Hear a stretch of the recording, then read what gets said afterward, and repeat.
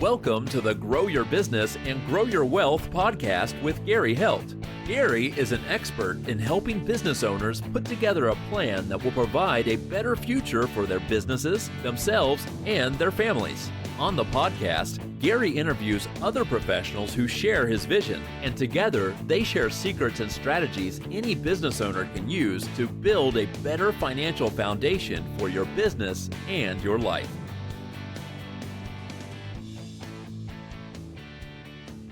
Hey, welcome back to the podcast. This week, my guest is Jake Claver, and he is the founder and CEO of Digital Ascension Group. And his firm specializes in providing sophisticated financial tools and strategies, typically reserved for the ultra-high net worth families to business owners and professionals. Welcome, Jake. Hey, appreciate you having me, Gary. So, Jake, kind of give us your backstory. What did you do before you started Digital Ascension Group? I worked in industrial sales for about a decade. Okay. So you may have heard of a company called Fastenal. Mm-hmm. Went to school for finance at the University of North Texas, and while I was doing that, worked in the warehouse up there in Denton. And I got out of school and wandered around like everybody does in their early 20s, trying to figure out what the hell they're going to do. And I went and got a warehouse gig, an internship, and I waited tables and did a few other things. And I was in between jobs at one point. My neighbor asked me, he said, "You still work at Fastenal?" I hadn't seen him in a while. And I thought, you know what? I left on good terms. I'll go back there. And so they had a spot open part-time, still going to school, like I said. And I've started working inside the store, selling nuts and bolts and, hardware and all the stuff that they do. Fasteners primarily, but they do PPE and other equipment as well. And started to see the sales guys drive around in trucks and they were just talking to people. And they were making pretty good money for just talking to people. And I was like, that's a job. Like, I can just drive around in a truck and you guys will give it to me. And I can go talk to people, and if they buy stuff, I get paid for it. And they said, "Yeah, if you can bring over some accounts, we'll give you a shot." So I brought some accounts over, and they gave me some accounts to grow, and I ended up managing the third largest location in Texas by the time I was 23 years old. And then they ended up moving me around, multiple locations, help those either turn around or scale. And then ended up getting acquired by another company that asked me to come help them scale their sales team. And didn't end up working out on the equity and some of the other stuff that they promised me and the comp, which I'm sure other people have had happen to them. Oh, yeah. Always. And so I stepped away from that and started doing some M&A consulting. And during that time, I made a bunch of money in crypto. So I'd stayed out of the market when I was younger. Just again, I went to school for finance, and so I knew that at some point there'd be a pullback in the market, and I was trying to position myself for that. I was saving for a home for my wife and I in my late 20s, and that's when COVID happened. And so I dove in with both feet while everybody else was freaking out. Right. I watched my dad miss out on American Airlines at 79 cents in 08. Mm-hmm. And I thought, I'm young enough, if I throw it all in and it goes to zero, I can start over anyway. I'm going to be working until I'm 65. So I didn't get the bottom, but I was close. And I just did Amazon, Google, Facebook, Tesla. Those rebounded pretty well. And by May, June, I was looking to de-risk some of my portfolio. And I was looking at gold and silver. A lot of people, use those as a hedge. And was watching a debate between Peter Schiff and a Bitcoin guy. And my brother had turned $5,000 into like $200,000 back in 2017 that he put in crypto.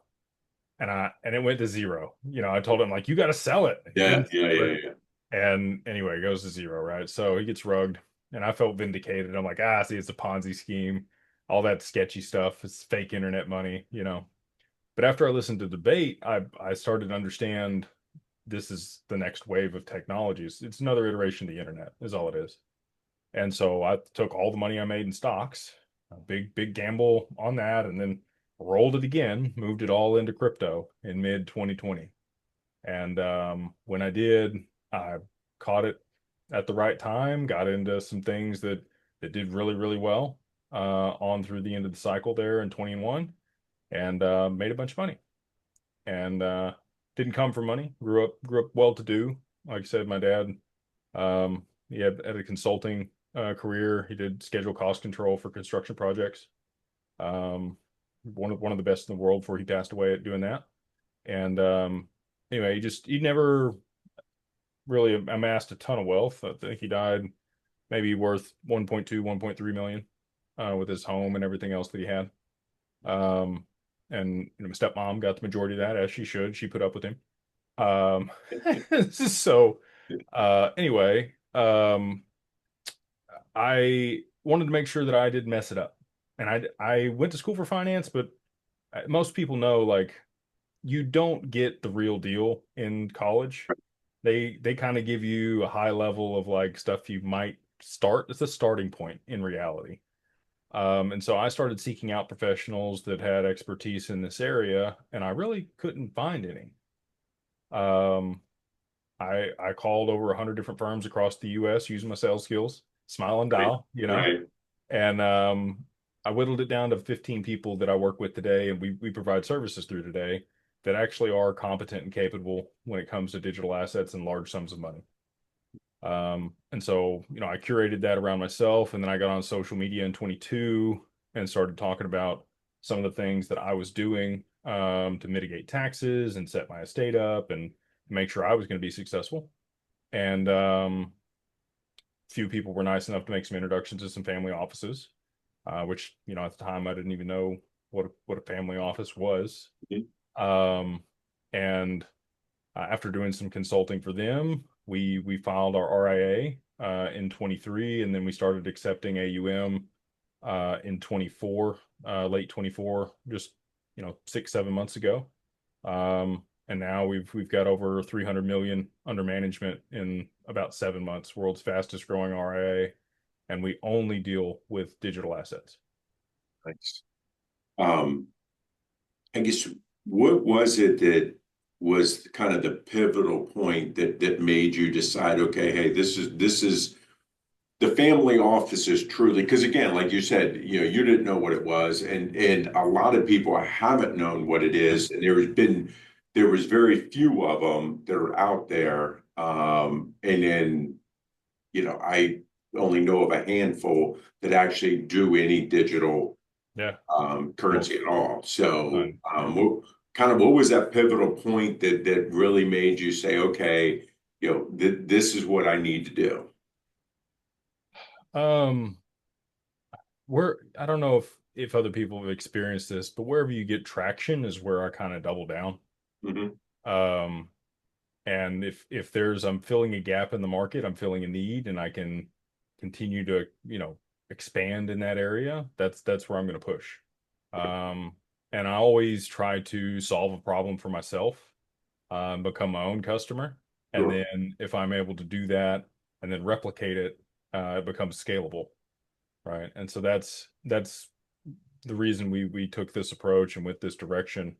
And family office is early, to your point. It's very bespoke and unique. There might be 12,000 family offices globally. They manage close to 16 to 20 trillion dollars, which is a lot of money. These are people that have experienced pretty significant liquidity events, either through the exit of a business or, maybe sometimes it's inherited. Could be a multi-generational family office, second, third generation. Sometimes we have more generations. I think the Rockefellers are on their seventh generation at this point. So for people that may not know what that is, it is a curated group of professionals that help you manage your wealth and estate, right? And they work for you. And you might think, well, that seems expensive. It is. It's not cheap to Right. employ the staff to be able to manage your estate at scale. But if you have $100 million, that's the point where most people start to look at a single family office. We run a multi-family office. So we work with people that have, as little as, well, this is little as $20 million. Somewhere between 20 and 100 million is our typical client that we work with. Now, when you say that it's an office of professionals, tell us who those professional types are. Yeah, so CPAs, accountants, bookkeepers, a wealth manager, you could have a CIO or chief investment officer, probably somebody that deals with your security, a CISO, to make sure that you don't have any breaches and you're not going to be losing your identity or any of those things. You might have people around you that provide certain things, a house manager, or an assistant. You could have other people that are your tax attorney or your estate planner, somebody that's forming the entities and working to mitigate your taxes. You might have somebody that's an insurance professional that does, if you have a business itself, it could be insurance for the business, D&O and E&O, including benefits and other things there. Or you might be putting together insurance policies for life insurance or other structured products like annuities, to, put assets into where they can grow tax free and then you can borrow against the cash value, kind of the infinite banking concept. Um, it's kind of really is whatever you want it to be when you have that amount of money, whatever you're into. A lot of them have personal trainers.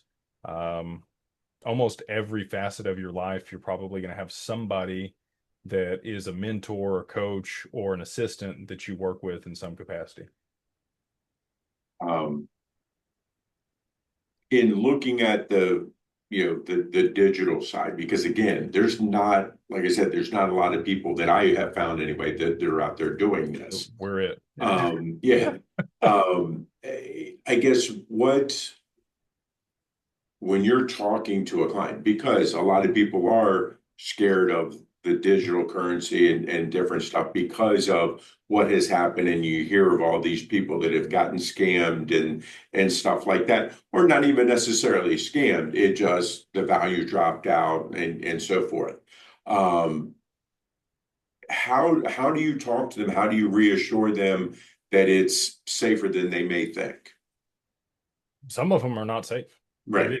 And the whole asset class is speculative at this Mhm. point. I'm in the same boat as everybody else. I understand where it's going. I can see where the puck's going. So very similar to the way I would explain it and have to most people is dot-com boom in 2000. People knew something big was going to happen with the internet. Pets.com was worth like $50 billion and was a publicly traded company and was a fugazi, right? Like it was a nothing burger. Um, so there is that with this too. I'm still concerned about Bitcoin. Bitcoin's at an all-time high today. Probably going to hit 110,000 a piece. I don't know what the intrinsic value of a Bitcoin is. And I'm in the industry. I deal with this every day. I understand it at scale to the littlest nuance. There are other networks and currencies that will be used to move value globally or data or secure things, and make things more efficient and faster to transact. Um, Bitcoin doesn't meet those criteria, but it does have a limited supply. And obviously, governments and institutions and enterprises are adding that to their balance sheet, and they feel that it's a good treasury asset because of the scarcity. Um, I don't know how it's going to work out over the long term. We'll see. It could go to 1 million or it could go to zero still. I don't know. Um, there are other assets that I'm highly confident will be used at scale and have significant ROI. And those are where we work with our clients to position them, because we do have, similar to what you would look at in traditional stocks. There are teams behind them. There's an actual problem they're solving. There's a revenue model. There's a way that you can see the economics for the blockchain and the tokenomics and how this is going to constrict the supply and the demand will increase for this as it's being used in some capacity to settle value or transactions or locking it up to be able to secure a network. Um, so when I'm talking to somebody, most of the time it's a very small portion of their portfolio, especially family office. If we're having this discussion, somewhere between a quarter and up to 5% of their total portfolio allocated to this asset class because it is nascent and it's also an asymmetric bet. If you can pick the winners here and you do get 100,000, 2,000x return on some of these assets, you can double or 10x your net worth with very small amount of risk. And that's the benefit here. And if you were to lose all that you put in, it doesn't affect you materially either. So that's the way I would suggest most people go about it. Look at, less than 5% of your total net worth to allocate to this asset class. Do your research, work with professionals, and find what they believe are going to be the winners that do have the big wins that are going to be able to, double or 10x your net worth with a very low risk. Now, how easy is it now to, I'm going to say, get in and out of the digital currency? Because when it first came out, it was very difficult to get out. Easy to get in, but not so easy to get out. How has that changed from the beginning to now? On and off ramps are readily available. Okay. This is not probably, it is the most liquid asset class besides treasuries. And probably even more liquid than treasuries. It's traded real time 24/7, 365. If I wanted to cash out or move $1 million, I can do it in an instant. It's not difficult. There are tax implications, obviously, in doing such a thing, but if you wanted to do it, you are liquid at any time. Now, with that, you talk about tax implications. The IRS has not gotten their arms really around the digital currency very well. Not all digital currency people are providing the documents for people to be able to properly claim things on their taxes. Yeah. Where do you see that going? So this year you will get a 1099 DA, which is basically 1099 from any exchange that you have transactions on. If it's over, I think, like $20, they're going to send you that document. And you're going to have to file that with your taxes. It's going to get rolled in here. Banks are showing up. They have the capability to transact with digital assets now. We've already seen them roll out digital wallets. We've got the stablecoin bill on the floor today, hopefully being voted on and passed through. So this asset class is here, and they are going to regulate it. Right now, it's regulated as a capital asset. So, short-term, long-term capital gains based on how long you've held it is basically the way that it's structured. If you sell, and have a capital gain and you've held it less than a year, then it's taxed at regular income. If it's longer than a year that you've held the asset, then it's long-term capital gains. If less than 18,000, then it's no cost to you. If it's less than, I think, 350, then it's like 15%. Anything over that's 20.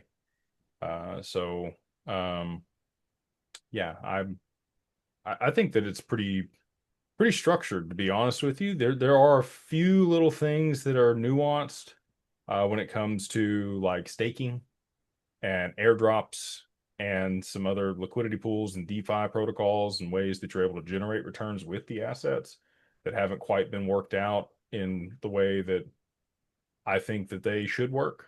We're working on that to propose things to the SEC and then also the IRS personally for stuff that we do. But I think all those will be figured out. Those nuances will be in place by 2026. I think that, I've seen people struggle with it because, people don't keep good records. So because at the beginning, there was nothing being issued, anything else. So a lot of people didn't have the records, or wasn't the reporting that was going on. The IRS did come out and provide a safe harbor at the end of last year that allowed you to state your basis.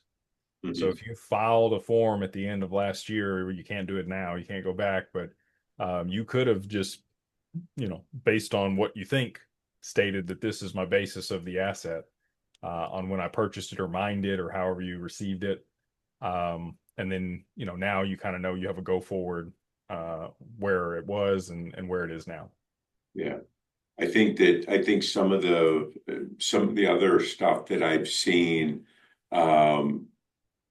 where people have, I'm going to say, worked to get the digital currency and things like that, haven't reported the income, and then all of a sudden now they have this Oh digital yeah. currency.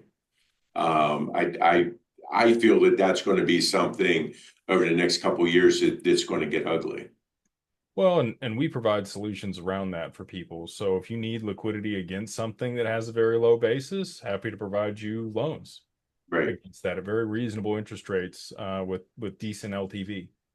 And we can hold it in a secure way in institutional custody, just like a Schwab or Fidelity account. You'd be able to add your spouse as a signer, beneficiaries. They don't have to know anything about wallets or exchanges or crypto or any of that stuff.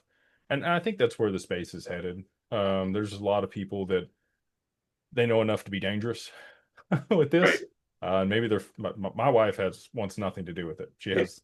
She's like, you deal with that, and if something happens to you, like we're screwed. And so that was one of the main drivers for me to get things set up the way that we have it now for all of our clients is if you need power of attorney, if you need beneficiaries, all that's on these accounts, and it's in a structured account where you can actually provide it to a bank as a statement. Also, it's not just on some thumb drive in your desk. Right. So it's becoming more regulated.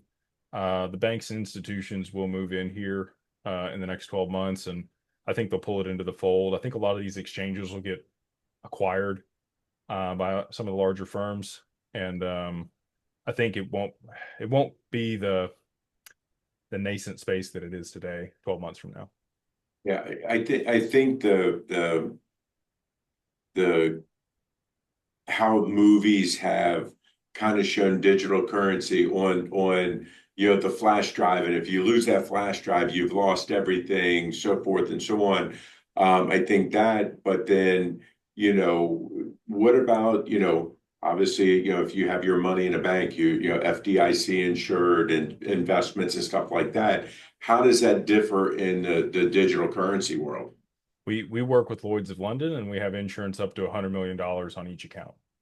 But that's you guys are doing that, not Correct. the typical person. Yeah, If I had, there's no recourse for the right, average person. You have radical responsibility in this asset class. It is all on you. If you lose the keys, if you don't know how to log back in, if you send it to the wrong place, it's gone. There's no way to get it back. There's not a whole lot of recourse if somebody scams you. Um, Now it's a public ledger. You can see where they took it, everything, all the transactions you can see what exchange they took it to and offboarded, what bank account it eventually went to. But if they're offshore somewhere, um, not a whole lot of recourse for most Americans against that. And most people are smart enough to use VPNs and other techniques to be able to bounce stuff around where it's very difficult for people to discern who ended up with it. So. so I mean, I think what I'm hearing you say is that if you're trying to do this on your own, you don't have this coverage from theft or anything else, or just you Yeah, lost. there's no I mean, how many recourse. times have people lost their passwords and not Oh, been able to get into accounts and, there's and so forth? yeah, there's been billions of dollars that have been lost that'll never be brought back out of whatever wallet they're in. There's one gentleman that was in early on Bitcoin. He only gets 10 chances at his wallet for his Oh. password. He's down to the last two, and I think he's got like $3 billion worth of Bitcoin on there. Can't get to it.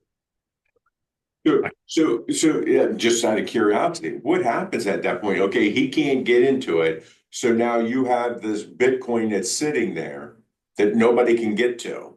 Correct. So does it stays out there on the ledger, and that's just scarcity that's there? You That's got it. wow. Just less of it that people can get to or transact with.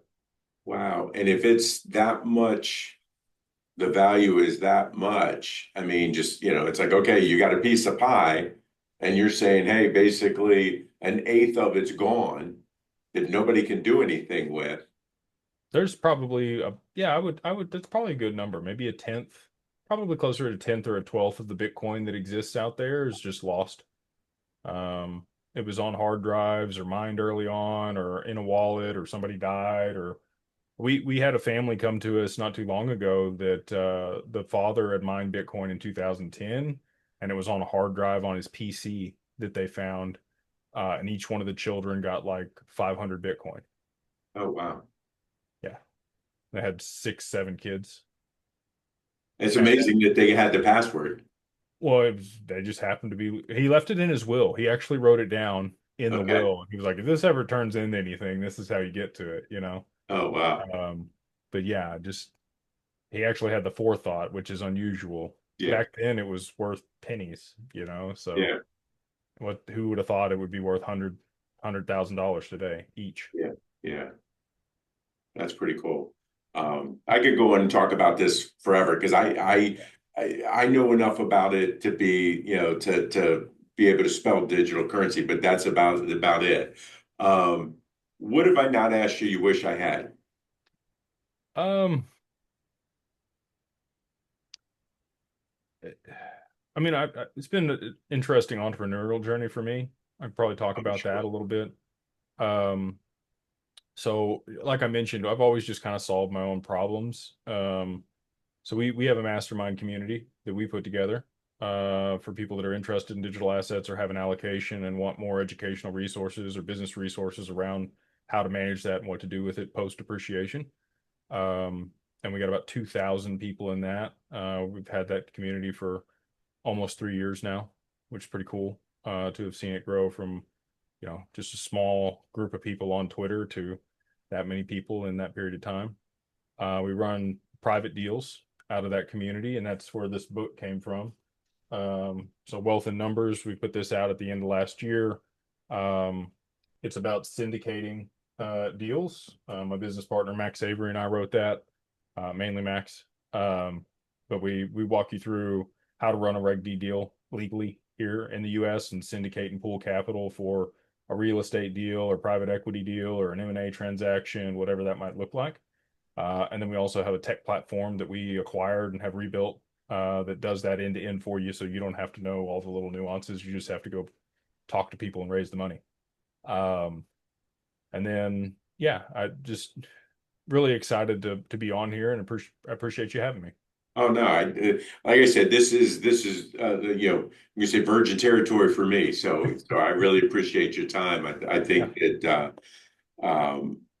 I like learning, new things, and you guys having the insurance on this, I think is huge because, like I said, I mean, this stuff could be lost so easily, and having, your clients having a resource like you guys to be able to help them navigate this to make sure that they're not getting scammed or any of that kind of stuff. I think is really important, especially since there's not, I'm going to say, true regulations and governance of the digital assets yet.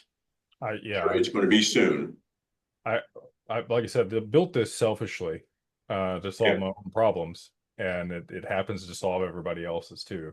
right. So, and I have a very high standard for how I want things done, and we've met those, which has been really cool. So, it's like the insurance, segregated custody, these are all FBO accounts inside of a system that's extremely robust on the security, have the capability to borrow against it, ways to put it to work to earn returns on it.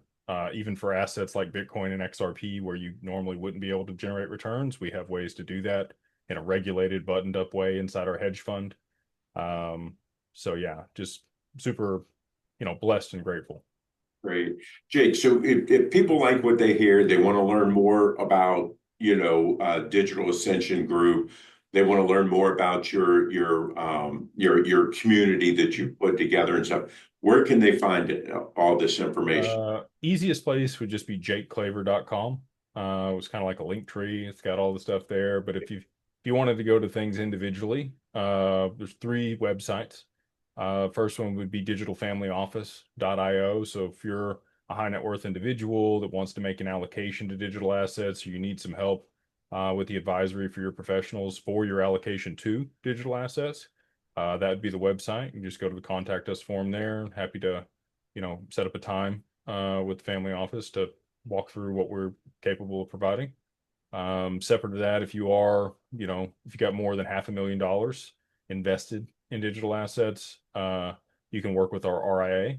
It's an SEC registered RIA. They can provide you the institutional custody, the insurance, and all the other stuff that we've put together to be able to generate returns and borrow against it. And that's digitalwealthpartners.net. And then if you have any interest in the educational component and all the stuff that we put together there for the mastermind community, that's at beyondbroke.com. Great. Really appreciate your time today, Jake. I know that I've gotten a lot out of our conversation. I'm sure the listeners have too. So really appreciate your time. Absolutely. Thank you for having me again, Gary.